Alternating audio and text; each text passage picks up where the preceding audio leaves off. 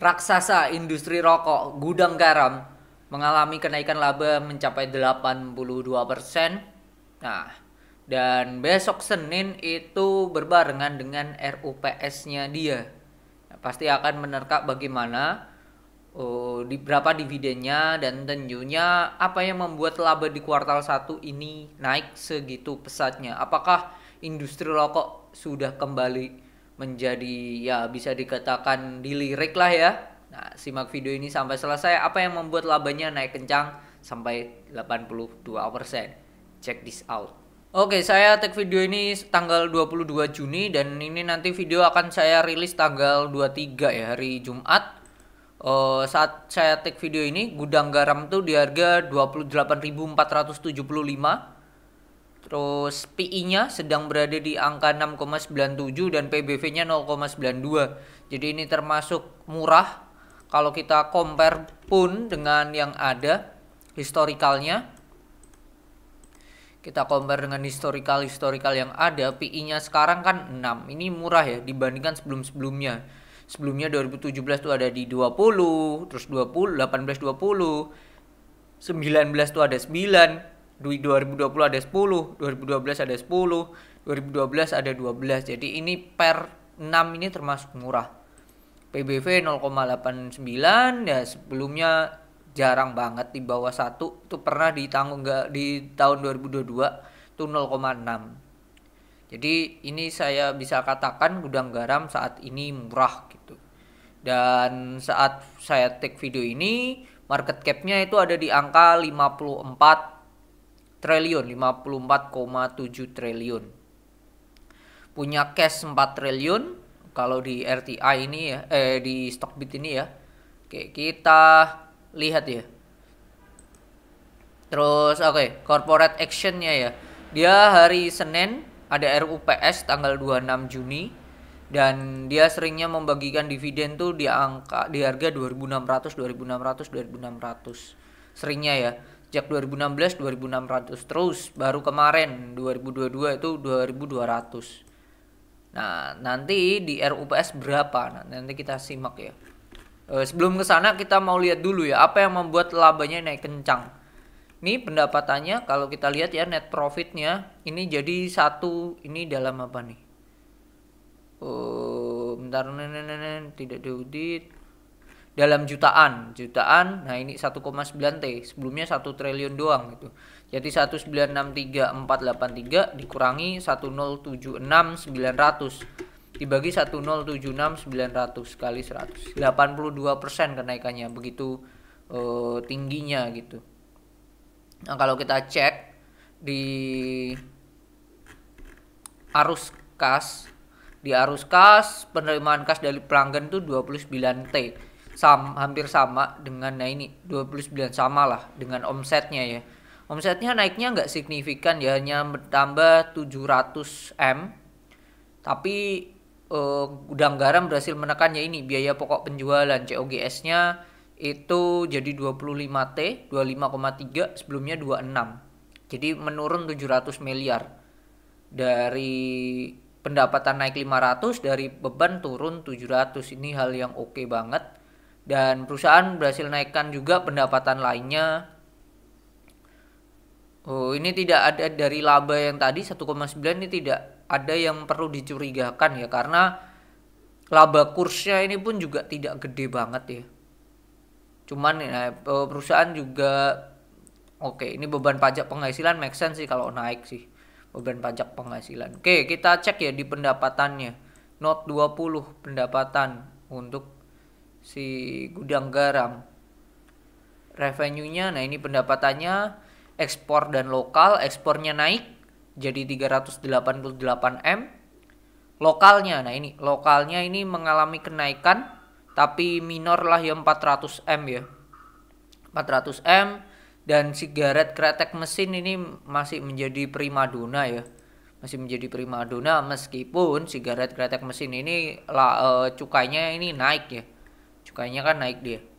Terus sigaret kretek tangan tuh 2,2, rokok klobot itu turun. Lainnya ini naik. Nah, sigaret kretek tangan dia naik naik 10% lah ya, bagus sih. Oke, itu sih sigaret kretek mesinnya yang dia bisa naik juga. Kita lihat ya cukai. Aduh, di sini tidak itu ya. Tidak bisa ini foto sih, ini scan-scanan sih ini. Beban pajak penghasilan kita ke notes 12 deh. Kita notes ke 12. Ini pinjaman bank notes 12 ya, perpajakan. Saya mau lihat cukainya. Cukainya di mana ya? Cukai dari si perusahaan rokok ini terbesar di mana sih? Apakah dikelompokkan sendiri-sendiri cukai per kategori segmennya apa enggak? Nah, ini pita cukainya. Pita cukainya tuh 11 triliun sendiri loh. Gede banget utang cukai PPN. Nah, ini. Oh, itu utang ya, utang cukai. Dia masih gudang garam masih mengutang cukainya. Terus ini biaya pokok penjualan. Nah, ini cukai rokok. Perusahaan berhasil menekan ya. Sebelumnya itu pita cukai, PPN dan pajak rokok itu 25T, sekarang berhasil ditekan menjadi 21T. Itu hal yang luar biasa ya. Hal yang luar biasa dari perusahaan. Terus dia juga berhasil menekan yang namanya bahan baku yang digunakan. Upah langsung pun juga dikurangi. Jadi mungkin ini efek dari ada beberapa yang di PHK.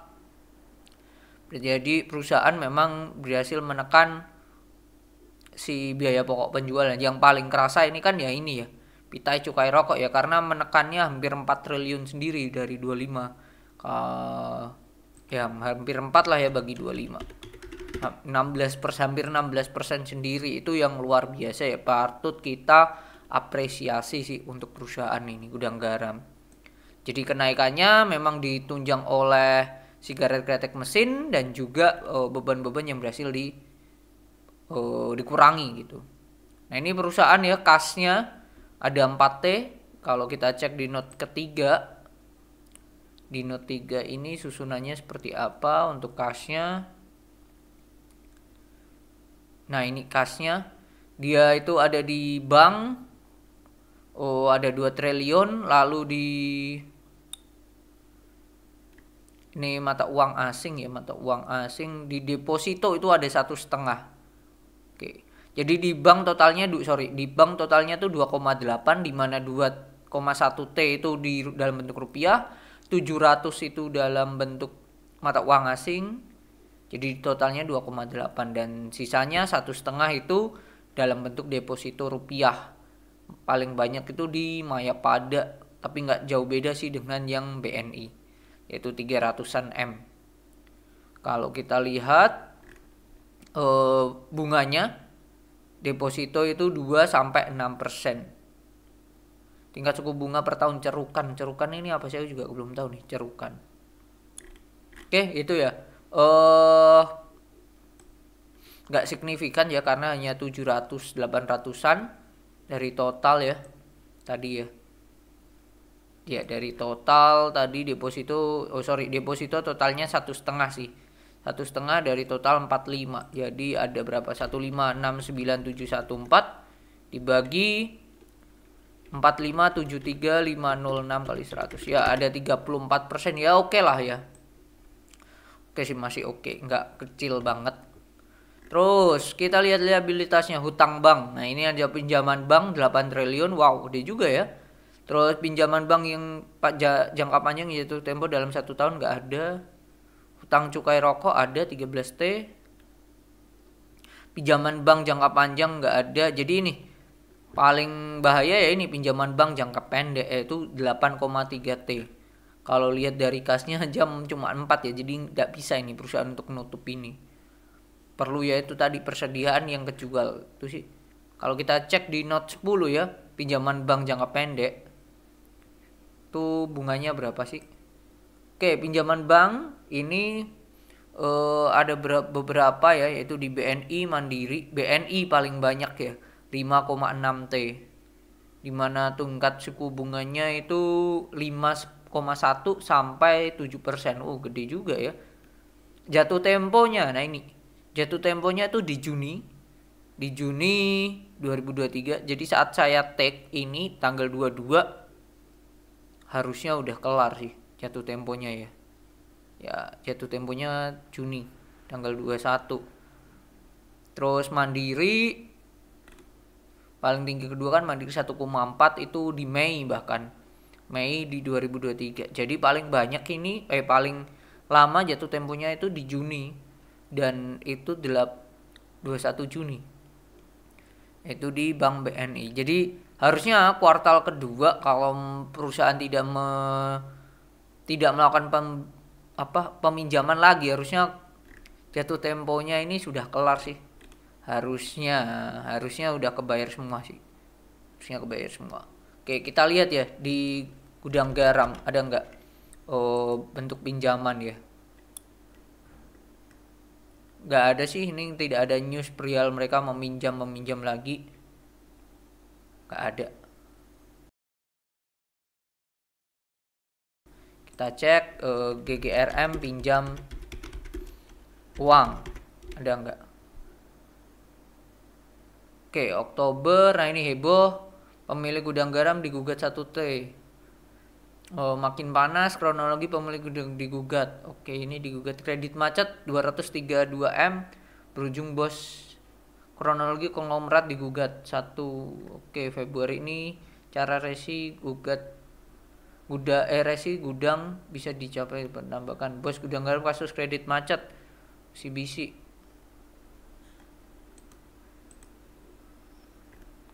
Oke, ini perlu dicek lagi ya.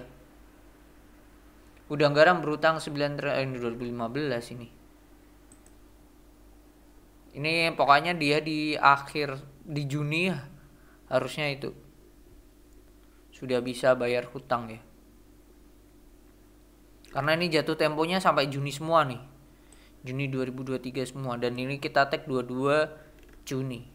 Nah, perlu ditunggu ya nantinya ya di kuartal keduanya mereka bagaimana. Cuman kalau dari segi kesehatan perusahaan agak bahaya sih, agak bahaya dan banyak ya. Kalau kita lihat di news di Google, ketik aja GGRM pinjam uang nih ada beberapa news yang berkaitan dengan pemilik ya. Ini pemilik gudang garam digugat 1T dan you name it lah. Itu bisa dicek lagi. Oke, itu kalau saya melihat ini secara short term ini agak bahaya sih untuk gudang garam sih. Terutama ini utang jangka pendeknya 8 triliun sendiri sih. Tapi untuk lihat dari secara long term, nah ini untuk industri rokok ada kaitannya dengan siapa pemerintah selanjutnya ya. Karena itu akan mempengaruhi juga besarnya cukai rokok gitu. Itu sih lawan terbesar atau musuh terbesar dari perusahaan rokok itu kan cukai. Tuh, tadi kita sudah melihat sendiri cukainya aja udah 20 triliun sendiri gitu. Let's say cuman 10-15 lah. Nah, itu kan akan mengatrol si pendapatannya itu sendiri. Nah, pertanyaannya adalah berapa dividen yang nanti akan dibagikan atau ditawarkan di Senin besok gitu.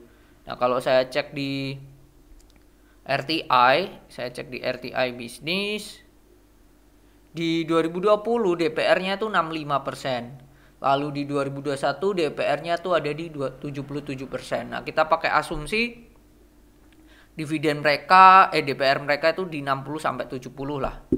Kita net. Oke, kita hitung ya.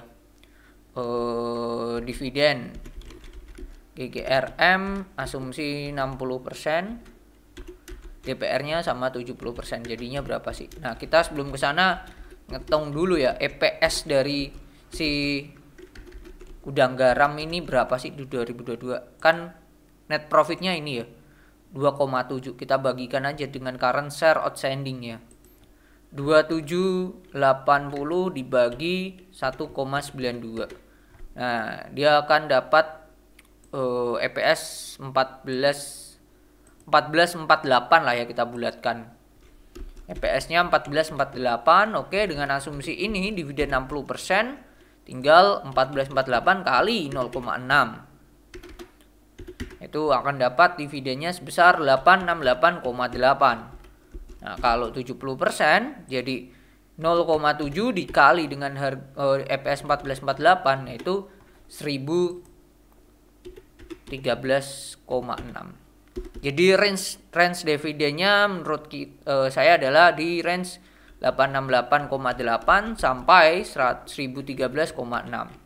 Nah, berdasarkan harga sekarang ya, harga di saya take ini itu harganya di berapa gudang garam? 28325. Harganya di 28325. Kalau dengan harga ini dividen yieldnya itu kisaran berapa sih kalau kita hitung ya? Tinggal dibagi aja. 868,8 dibagi 28325 kali 100. Wow, ini kecil ya, 3,067. Termasuk kecil. Lalu selanjutnya 1013,6 dibagi harga sekarang 28325 kali 100. Ini 3,578. Oke, padahal dividen yield dari siapa ini namanya, si gudang garam, kalau kita lihat di Stockbit itu biasanya di angka 7,9. Kalau pakai asumsi itu, nah ini menurut saya, menurut kami lah ya. Nah, kalau pakai dividen yield 7,9, ya kita kalikan aja ya, 7,9 kali dengan berapa tadi? Harga sekarang 28325 bagi 100. Oke, dividennya akan sebesar 2237. Apakah mungkin? Kalau menurut saya nggak mungkin banget. Agak bahaya ya, karena EPS-nya hanya 1,4 gitu. 1,4. Pertanyaan kan, bisa dong pakai yang namanya saldo laba yang belum digunakan. Oke, kita cek. Saldo laba yang belum digunakan oleh perusahaan ini gede juga memang, 58 triliun. Jadi it's so easy ya menambah dividen sebesar berapa nih kalau 14. Ini kan nanti kalau 7,9 kan dividennya berarti 2237 anggap aja ya. Berarti kurang berapa sih? 2237 dikurangi 1448. Nah, kurang 789. Kurang 789 itu butuh duit berapa sih kalau kita kalikan dengan jumlah lembarnya? Jumlah lembarnya 1,92. 192 1 2 3 4 5 6 7. Oke. 1 2 3 butuh 1,5 T. Nah, butuh 1,5 triliun. 1,5 ya sangat easy ya, karena tadi saldo laba yang belum digunakan itu kan ada 58 triliun gitu. Cuman ini saldo ini kan bisa aja digunakan untuk bayar hutang tadi ya, bayar hutang jangka pendek 8 triliun. Kalau itu digunakan kan berarti sisa 50 triliun doang. Ya, kalau 1 triliun doang masih make sense sih, masih mungkin aja sih. Nah, ini asumsi kita, perhitungan kita. Kalau saya melihat EPS-nya hanya 1448, make sense aja sih kalau dividennya di range hanya 868 sampai 1000 sih. Nah, ini hitungan konservatif kita paling minim. Jadi kalau dapat dikasih 2000 ya ibaratnya itu durian runtuh sih. Cuman kalau melihat ya tidak, agak riskan sih melihat seperti itu gudang garam. Kalau kita cek juga fundamentalnya, apakah EPS-nya pernah di bawah 2000 tapi mereka membagikan 2000 lebih. Nah, ini sebelum-sebelumnya pasti di atas 2000 gitu. Dia pernah di bawah 2000 itu. Nah, itu pun di 2021 2950. Saat 2950 EPS-nya dia bagi dividen berapa? Kalau kita cek ya 2021 ya, berarti corporate action dividen 2022. 2022 dia bagi dividen 2250. 2250. Nah, ini 29 masih untung, masih surplus lah ya. Nggak melebihi. Nah, kalau kemarin kan 1000 doang ya, 1400-an gitu. Nah, apakah mungkin dia akan membagikan dividen di atas dari EPS-nya gitu? Nah, itu pertanyaannya. Kalau menurut saya pribadi ya, range di 860 something sampai 1000 itu sudah make sense sih, dengan laba yang hanya 1400. Apakah menarik? Kalau secara short term ya menurut saya ini gudang garam agak waspada ya, terutama tadi hutangnya. Tetapi in the long, nah ini menarik untuk dicermati perusahaan ini karena sudah termasuk murah sih perusahaan ini. Jadi itu view saya tentang gudang garam, semoga bermanfaat. Dan jikalau ada perbedaan pendapat atau insight lainnya boleh tulis di kolom komentar. Oke, mungkin itu video kita tentang gudang garam. Semoga bermanfaat dan see you on the next video. Bye-bye.